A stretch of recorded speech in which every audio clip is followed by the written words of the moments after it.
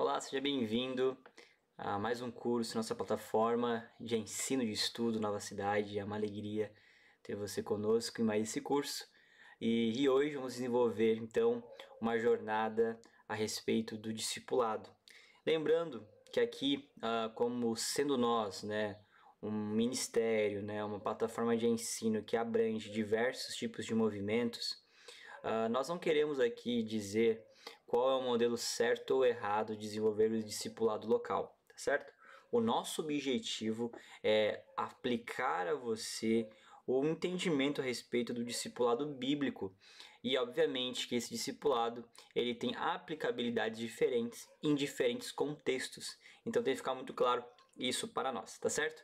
Então seja bem-vindo, que você possa ser abençoado nesse curso que iniciamos agora. Então, quando nós pensamos sobre discipulado, nós estamos dizendo sobre uma forma de seguir alguém, um modelo de seguir uma pessoa.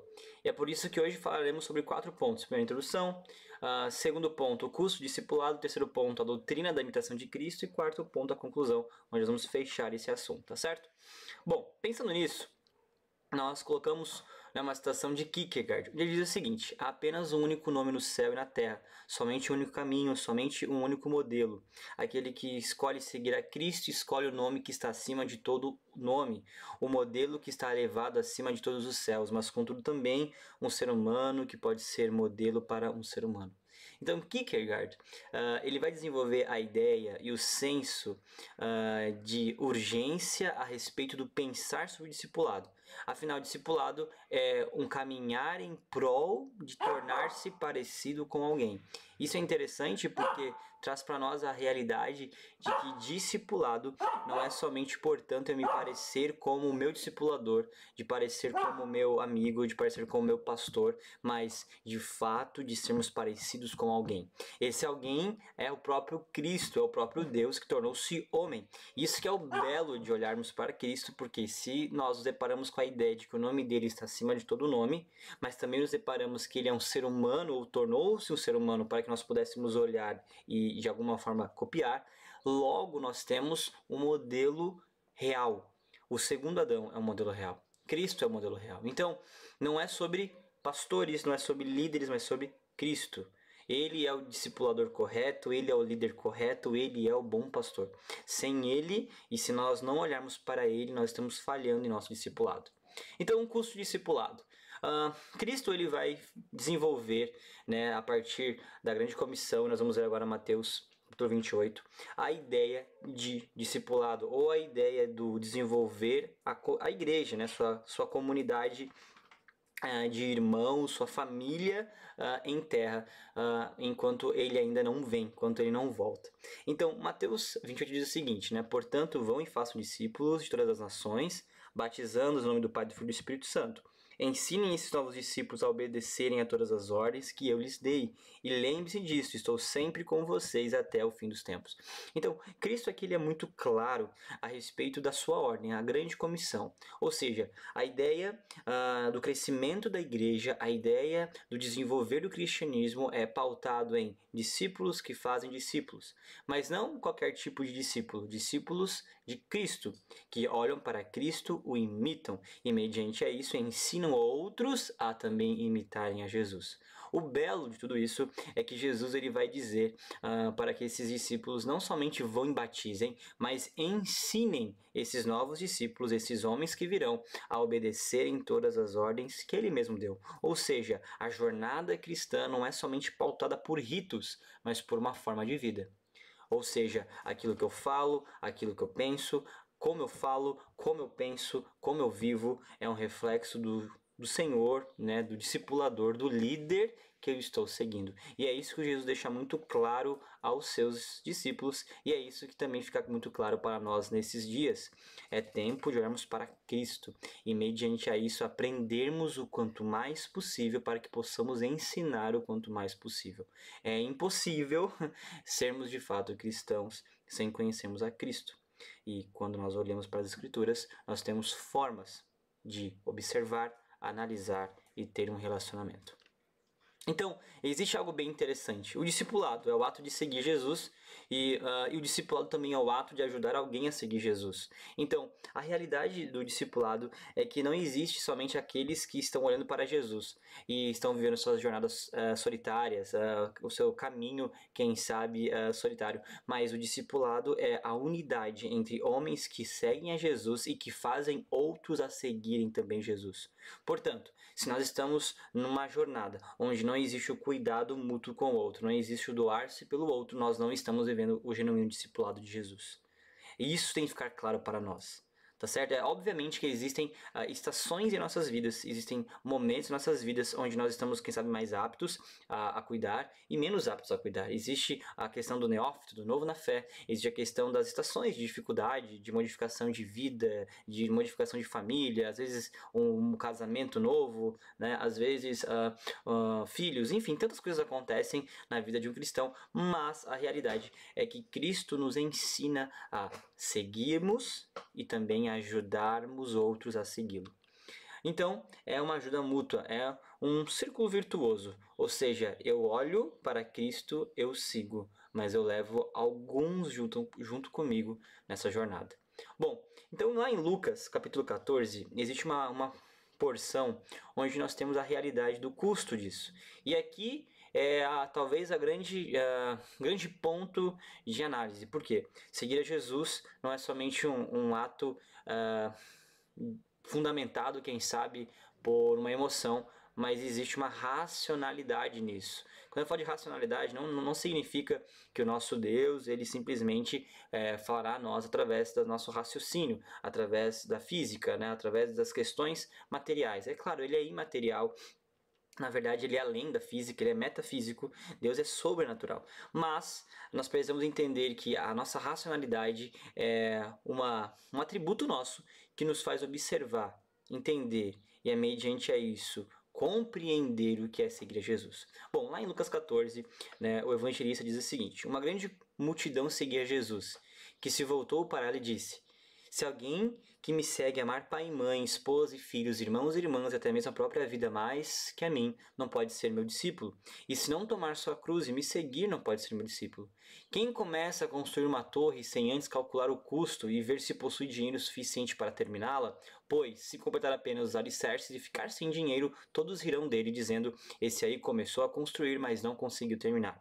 Ou, que rei iria à guerra se antes avaliar se seu exército de 10.000 poderia derrotar os 20.000 que vêm contra ele? E se concluir que não, o rei enviará uma delegação para negociar um acordo de paz enquanto o inimigo está longe. Da mesma forma, ninguém pode se tornar meu discípulo sem abrir mão de tudo que possui. O sal é bom para temperar, mas se perder o sabor, como torná-lo salgado outra vez? O sal sem sabor não serve para nada, nem para o solo, nem para adubo, é jogado fora. Quem é capaz de ouvir, ouça com atenção. Então nós temos aqui uma realidade, ou seja, antes de dizermos sim para Cristo, nós precisamos entender o que é esse sim. Assim como todos, ou a maioria de nós, ao se depararem ou se depararam com o ato de casar, fizeram todo o custo, não somente da festa, mas se a pessoa, de fato, ela completava algumas das suas características desejadas, ou se o outro era, enfim, se encaixa nos objetivos do seu coração, a mesma questão acontece quando nós observamos discípulos de Cristo, ou seja, pressupõe algumas coisas. Primeiro, pressupõe um tipo de amor, ou seja, se alguém me seguir, precisa amar a Cristo acima de tudo, acima dos pais, acima dos irmãos, acima da esposa, acima da família. Seguir a Cristo pressupõe um certo tipo de amor, um amor que vai além dos amores humanos, dos amores terrenos, um amor que vai além disso. Ou seja, se hoje existe um amor maior do que o amor que devo ter por Cristo, de fato não estou sendo um discípulo. Existe, portanto, um custo de um certo tipo de amor. Ou seja, eu preciso amar a Cristo acima dos meus filhos, acima da minha esposa, acima dos meus amigos, acima dos meus objetivos. Amar a Ele e simplesmente amar. O outro ponto, né, pressuposto por Cristo é um certo tipo de sofrer, ou seja, tomar a cruz. A vida cristã ela é uma vida de servir. E servir nada mais é do que sofrer pelo outro. Nada mais é do que você se desgastar pelo outro. Então, seguir a Cristo, ser um discípulo de Cristo, pressupõe que você sofrerá. Isso não significa que a jornada cristã vai ser só tristeza, não é isso, não é isso. Aqui a gente não está falando sobre volta de pobreza, aqui a gente não está falando sobre celibato, não é sobre isso. Mas a realidade é que seguir a Cristo nos tirará alguns momentos de paz. Por quê? Porque seguir a Cristo é morrer para as coisas desse mundo e viver para Ele. Seguir a Cristo é morrer para nós mesmos e viver para Ele. E viver para Cristo, na maioria das vezes, é se dedicar em amor para com o próximo. Ou seja, existe um certo tipo de sofrer. Alguns sonhos, alguns objetivos ficarão para trás.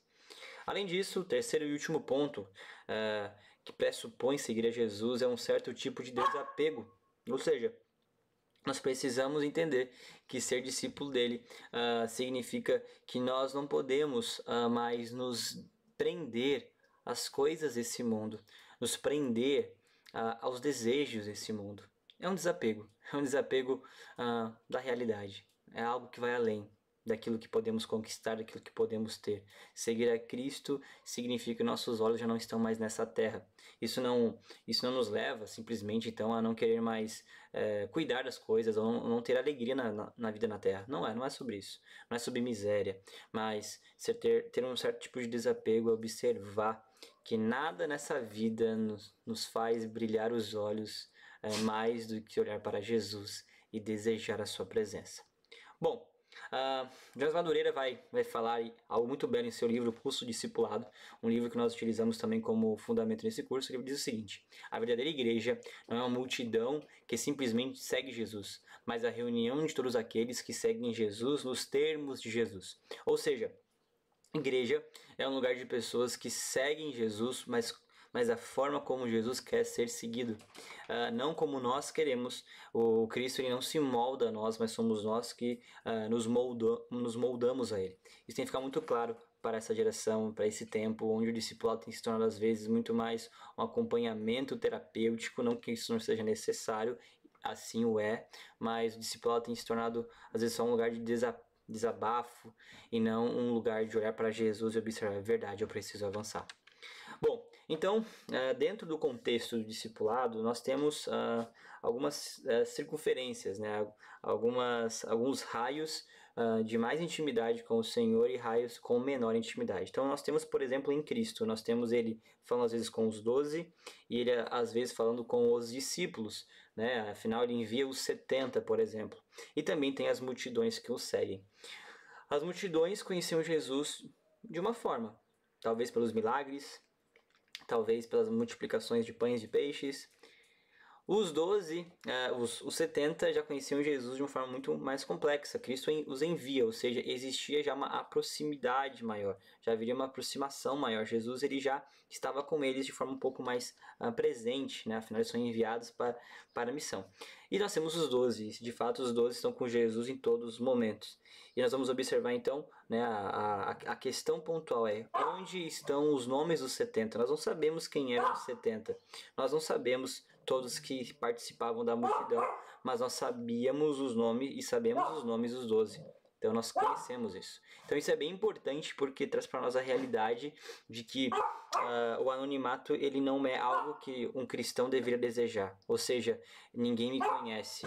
Não que aqui nós devemos então buscar uma alternativa de, nossa, agora eu preciso ter muitos seguidores no Instagram, agora eu preciso ter muitos lugares onde eu sou acessado. Não é isso, mas nós precisamos ser conhecidos pelo próprio Cristo, como intimidade, e também pelos outros.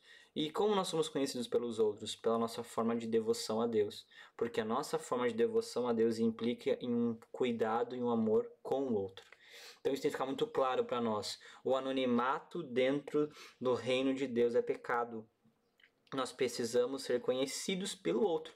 Talvez alguns serão conhecidos por milhares, outros por milhões, e quem sabe outros por 5, 10, 5, 50, enfim, poucas pessoas. Agora, nós seremos conhecidos, porque seguir a Cristo pressupõe um certo tipo de desapego, um certo tipo de amor, um certo tipo de renúncia. Ou seja, seguir a Cristo significa estar presente na vida daqueles que estão doentes, daqueles que precisam de ajuda, daqueles que precisam de um amparo. O custo do amor, né? Olha que interessante isso. Como nós já lemos, né? Se alguém me segue, amar pai e mãe, esposa e filhos, irmãos e irmãs, e até mesmo a própria vida mais do que a mim, não pode ser meu discípulo. Né? Então, o custo do amor, né? O discipulado exige que amemos a Jesus como Deus e não apenas como uma pessoa qualquer. Jesus quer ser amado acima de tudo. O verdadeiro discípulo ama Jesus como Deus, ou seja, acima da família e da sua própria vida. Cristo, ele entrega a sua vida por nós. E é dessa forma que nós precisamos amá-lo. Essa intensidade de amor, ela nos fará entender um pouco mais o amor de Cristo e nos fará amar mais. Um certo tipo de sofrer, como nós já apontamos, né? E aqui trazendo a questão de Lucas capítulo 9, que diz o seguinte: é necessário que o Filho do Homem sofra muitas coisas. Disse, ele será rejeitado pelos líderes do povo, pelos principais sacerdotes e pelos mestres da lei, será morto, mas no terceiro dia ressuscitará. Disse-lhe a multidão: se alguém quer ser meu seguidor, negue a si mesmo, tome diariamente sua cruz e siga-me. Se tentar se apegar à sua vida, perderá, mas se abrir mão de sua vida por minha causa, salvará. Que vantagem há em ganhar o mundo inteiro, mas perder ou destruir a própria vida? Ou seja, existe um tipo de sofrer. A jornada cristã, ela é uma bela vida. É uma vida repleta de alegrias. É uma vida repleta de prazeres, sim. É maravilhoso viver os sonhos de Deus.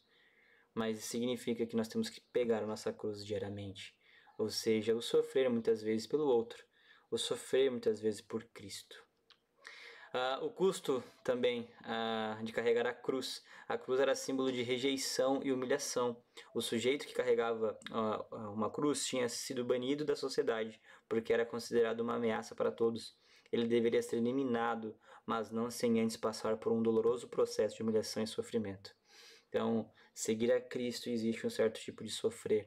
Carregar a cruz. Hoje a cruz é sinônimo de esperança, mas nos tempos da igreja primitiva, no contexto de Cristo, a cruz era sinônimo de morte, de tortura, de dor. Bom, e nisso então nós temos que trabalhar a ideia e trabalhar um pouco mais a doutrina da imitação de Cristo, né? Por quê? Discipulado, né, tendo como Cristo o nosso modelo, seguir a Jesus e ajudar outros a seguir a Jesus tem equilíbrio. Em Hebreus 13, o autor diz o seguinte no verso 7: lembre-se de seus líderes que lhes ensinaram a palavra de Deus. Pensem em todo o bem que resultou da vida deles e sigam seu exemplo de fé. Ou seja, os homens são importantes. As pessoas são importantes. Nós não podemos esquecer daqueles que nos ajudaram, daqueles que nos influenciaram, daqueles que sofreram por nós, daqueles que foram imitações de Cristo muito antes de nós. Então, aqui tem que ficar claro a frase de que Cristo não é um padrão moral.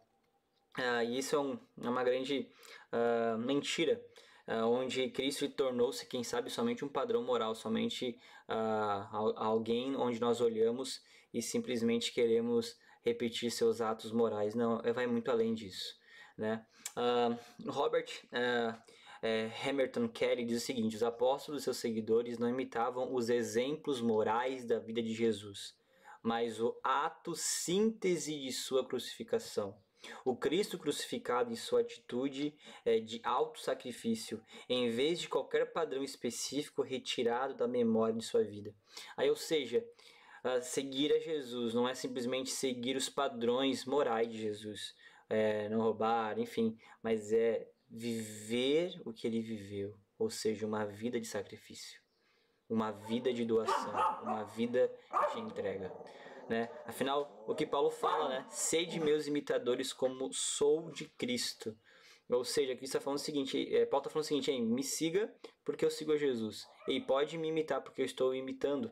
Ou seja, Paulo foi importante, extremamente importante para nós cristãos, né? Até na formação do Novo Testamento, né? na síntese da teologia cristã, Paulo tem grande influência. E tudo isso traz para nós uma verdade: um homem que seguiu a Jesus não somente seus padrões morais, mas em sua vida de sacrifício.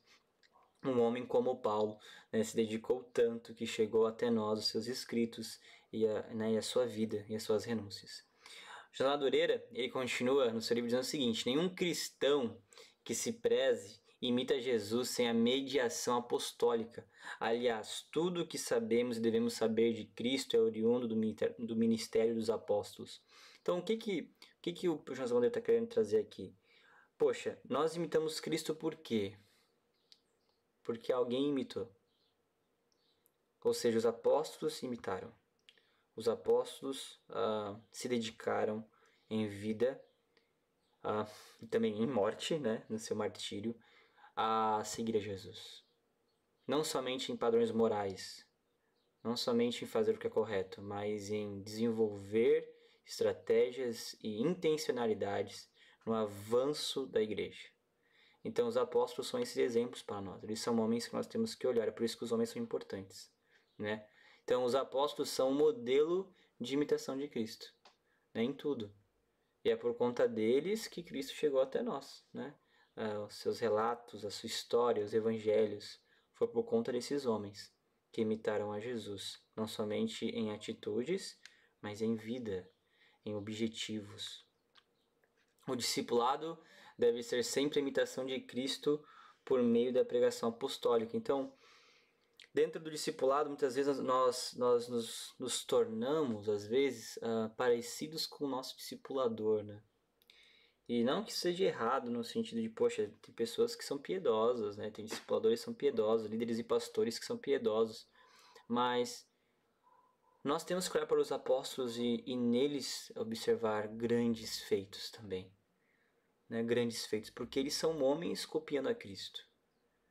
E é por isso que em todo discipulado deve haver, né, um apontar para Cristo. E deve haver também um rever aquilo que os apóstolos fizeram, porque eles foram uma imitação de Cristo. Esses homens, eles foram homens diferentes, talvez homens muito diferentes do que somos hoje, porque viveram um certo tipo de renúncia, um certo tipo de amor e um certo tipo de desapego que, quem sabe, hoje nós não vivemos. E aqui é a questão, né? Hoje talvez não existem mais heróis, porque não existem mais homens como antigamente. E aqui eu não quero trabalhar a questão nostálgica de, nossa, não existe mais, nossa, no passado era melhor. Não é só sobre isso, mas é sobre homens que tiveram que desbravar o mundo que não conhecia Cristo. Tiveram que desbravar, gastar a vida em prol de imitar a Jesus e nisso observar o seu reino se expandindo na terra.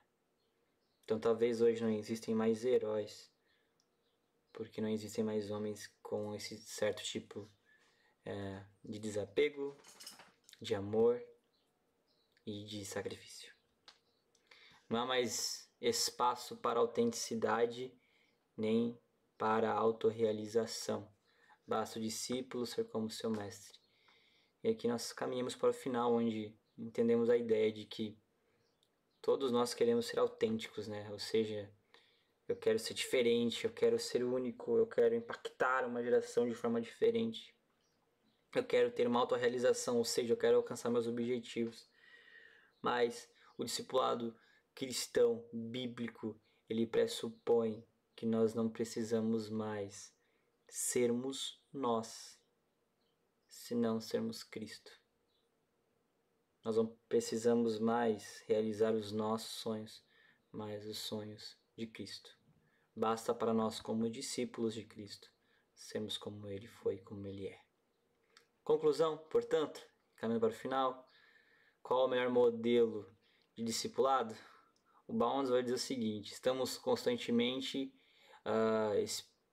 espelhados, se não obcecados, em arquitetar novos métodos, novos planos e novas organizações para fazer a igreja progredir e assegurar a divulgação e a eficiência do Evangelho.